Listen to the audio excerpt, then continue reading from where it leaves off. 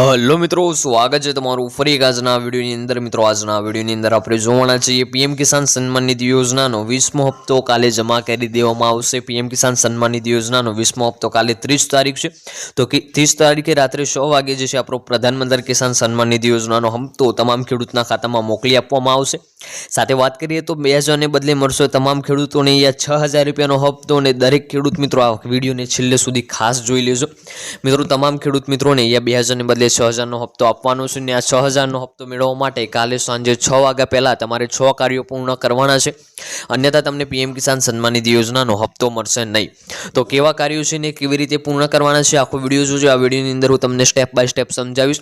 એ રીતે તમારે તમારા મોબાઈલથી જ કાર્યો પૂર્ણ કરી લેવાના છે, જેથી કરીને તમને હપ્તાનો લાભ મળી રહે અને હપ્તાથી તમે વંચિત ના રહી શકો। તો વિડીયો શરૂ કરીએ તે પહેલાં તમે આપણી આ ચેનલ ઉપર નવા હોય તો ચેનલને સબસ્ક્રાઇબ કરી લેજો, અને કોમેન્ટ કરીને ખાસ જણાવજો કે આપણો આ વિડીયો તમે કયા ગામમાંથી અને કયા જિલ્લામાંથી જોઈ રહ્યા છો, જેથી કરીને આપણને પણ ખબર પડે કે આપણો આ વિડીયો આ ગામ આ જિલ્લા સુધી પહોંચી રહ્યો છે। તો વિડીયોની જે છે હવે આપણે શરૂઆત કરી લઈએ।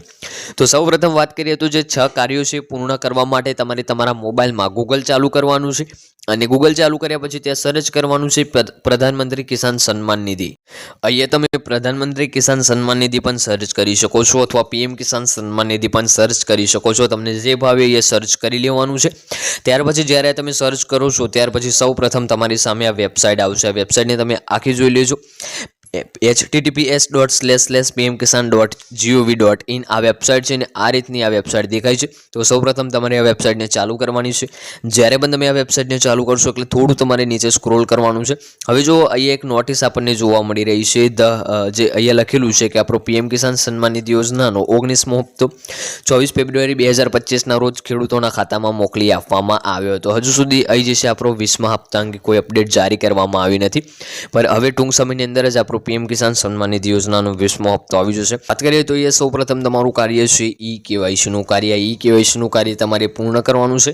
અહીંયા 15મા હપ્તાથી જ ઈ કેવાયસી લાગુ કરવામાં આવ્યું છે, એટલે કે 15મો, 16મો, 17મો, 18મો એમ 19મો આ હપ્તાઓમાં પણ ઈ કેવાયસી લાગુ કરવામાં આવી હતી, અને હવે આ 20મા હપ્તામાં પણ કેવાયસી લાગુ કરવામાં આવ્યું છે। તો તમે બે રીતે કેવાયસી કરી શકો છો। સૌપ્રથમ તમે આ તમારા મોબાઈલમાંથી પણ કેવાયસી કરી શકો છો।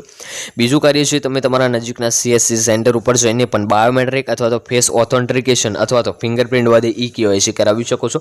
સૌપ્રથમ વાત કરીએ તો મોબાઈલથી કેવી રીતે ઈ કેવાયસી કરશું। મોબાઈલથી કેવાયસી કરવા માટે આ કેવાયસીનો જે ઓપ્શન છે એના ઉપર તમારે ક્લિક કરવાનું રહેશે।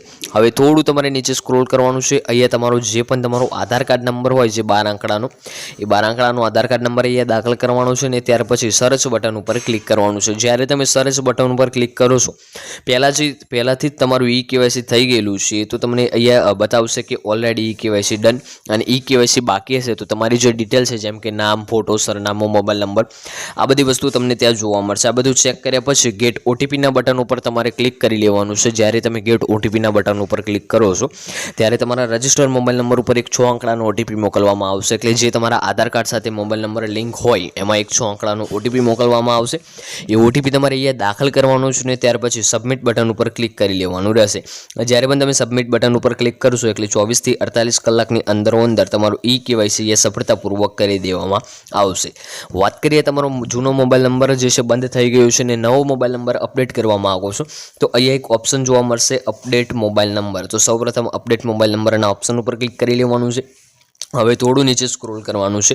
હવે તમારે જે નંબર બદલવો છે તો સૌપ્રથમ તમારો જે રજિસ્ટ્રેશન નંબર, જેમ કે ઈ કેવાયસી કરતી વખતે તમને રજિસ્ટ્રેશન નંબર મળ્યો હશે એ નંબર દાખલ કરવાનો છે। એ નંબર ના હોય તો તમે અહીંયાથી નાવ યોર રજિસ્ટ્રેશન નંબર ઉપર ક્લિક કરીને કાઢી શકો છો। આ પણ ના કરવું હોય તો અહીંયાથી સિમ્પલી તમારે આધાર કાર્ડ નંબર એમાં અહીંયા સિલેક્ટ કરીને અહીંયા આધાર કાર્ડ નંબર દાખલ કરવાનો છે। કેપ્ચર કોડ અહીંયા દાખલ કરીને અહીંયા સર્ચ બટન ઉપર ક્લિક કરી લેવાનું છે। ત્યાર પછી તમે જે છે અહીંયા સેલ્ફીથી તમારો મોબાઈલ નંબર જે છે અપડેટ કરી શકશો। હવે વાત કરીએ મોબાઈલ નંબર અપડેટ થઈ જાય ત્યાર પછી તમે તમારું સ્ટેટસ કેવી રીતે ચેક કરશો, એટલે કે તમારું જે હપ્તાનું સ્ટેટસ છે જેમ કે પીએફ ને બધું તમારે કેવી રીતે ચેક કરવાનું છે। સૌપ્રથમ તમને એક ઓપ્શન જોવા મળશે નાવ યોર સ્ટેટસનો, અહીંયા એક લીલા કલરમાં। તો નાવ યોર સ્ટેટસના ઓપ્શન ઉપર ક્લિક કરવાનું છે। થોડું તમારે નીચે સ્ક્રોલ કરવાનું છે। હવે અહીંયા તમારે તમારો રજિસ્ટ્રેશન નંબર દાખલ કરવાનો છે જે તમને ઈ કેવાયસી કરતી વખતે મળ્યો હશે। ત્યાર પછી આ જે કેપ્ચર કોડ છે એ દાખલ કરીને ગેટ ઓટીપીના બટન બટન ઉપર ક્લિક કરી લેવાનું રહેશે. જ્યારે તમે ગેટ ઓટીપીના બટન ઉપર ક્લિક કરશો એટલે તમારા રજિસ્ટર મોબાઈલ નંબર ઉપર એક ઓટીપી મોકલવામાં આવશે. એ ઓટીપી તમારે દાખલ કરી દેવાનો છે. ત્યાર પછી તમને એ એક ઓપ્શન જોવા મળશે ઇલિજિબલ સ્ટેટસનો. એ ઇલિજિબલ સ્ટેટસના ઓપ્શન ઉપર જ્યારે તમે ક્લિક કરશો એટલે તમારું જે સ્ટેટસ છે એ તમને જોવા મળી રહેશે. એમાં સૌપ્રથમ બધું તમારે ચેક કરી લેવાનું છે, જેમ કે KYC, આધાર બેંક અકાઉન્ટ સેન્ડિંગ ને લેન્ડ સેન્ડિંગ. આ ત્રણેય વસ્તુ ઉપર લીલા કલરનો યસ ટિક માર્ક હશે તો તમને એ 100% PM કિસાન સન્માન નિધિ યોજનાના હપ્તાનો લાભ મળશે. હવે વાત કરીએ 6 કાર્યોની, તો સૌપ્રથમ KYC નું કાર્ય છે, બીજું કાર્ય છે આધાર બેંક અકાઉન્ટ સેન્ડિંગ ને ત્રીજું કાર્ય છે લેન્ડ સેન્ડિંગ. આધાર બેંક અકાઉન્ટ સેન્ડિંગ ને લેન્ડ સેન્ડિંગ તમે તમારી બેંકમાંથી કરાવી શકો છો. વાત કરીએ તો ચોથા કાર્યને DBTનું કાર્ય, એ પણ તમારે તમારા બેંકમાંથી ઇનેબલ કરાવવાનું છે. ને પાંચમું ફાર્મર ID કાર્ડ ને છઠ્ઠું જમીન વેરિફિકેશન. આટલો કાર્ય પૂર્ણ કરશો તો જ તમને હપ્તાનો લાભ મળશે, અને તો હપ્તાનો લાભ મળશે નહીં. તો આજનો આ વિડીયો આપણે એ પૂર્ણ કરીએ છીએ. વિડીયો તમને પસંદ આવ્યો હોય તો વિડીયોને એક લાઇક કરજો. તમે આપણી ચેનલ પર નવા હોય તો ચેનલને સબસ્ક્રાઇબ કરી લેજો અને કોમેન્ટ કરીને ખાસ જણાવજો કે વિડીયો તમને કેવો લાગ્યો. મળીશું આગળના વિડીયોમાં. ત્યાં સુધી જય ભારત, જય હિન્દ.